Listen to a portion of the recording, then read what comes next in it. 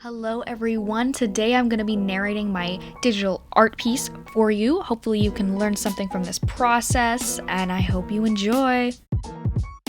The first thing you're going to need to get yourself is a sketch. I chose a photo of me, so I'm doing a self-portrait, and I go in right away with my oil paint brush, and I'm basically just mapping out very roughly where I want all of the highlights, midtones, and shadows, and I'm pulling these colors directly from my reference photo, so it's just so much easier to get these colors to be accurate.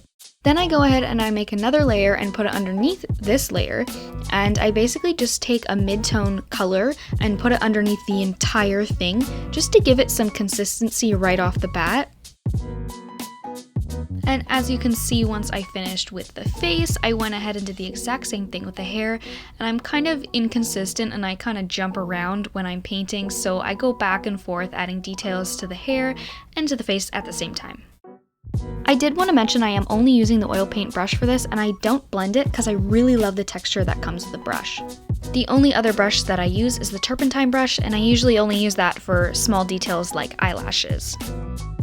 Now I promise you there is a reason I keep jumping around all over the place. I switch from the shoulders to the neck, to the hair, to the face, all in random order. The reason I do this is because I feel like if I perfect one part of the image, I get really discouraged because the rest of it just looks bad to me.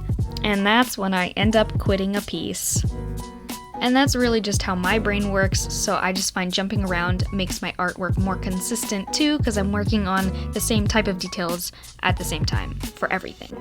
And what I'm doing here is I'm going back into that layer that I had put underneath with the midtone, and I'm making the colors more accurate, because before I just put a wash of the exact same color everywhere, but the shadows don't necessarily have the same undertone as the highlights do because they're a lot darker.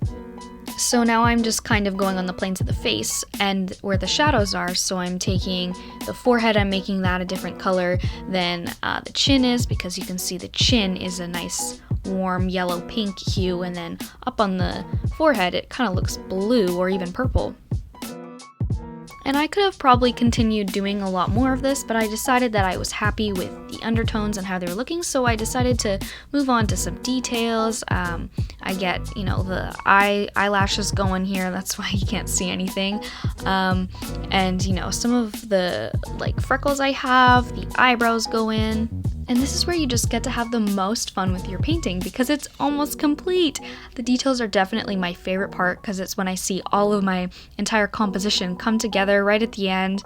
Adding in the hair strands is super important to make your hair look like there's movement in it, and my hair is wavy, so I have tons of movement, and I always like to capture that. And then once I'm done all the details, in a second here, I'm gonna mess around with the different settings Procreate offers.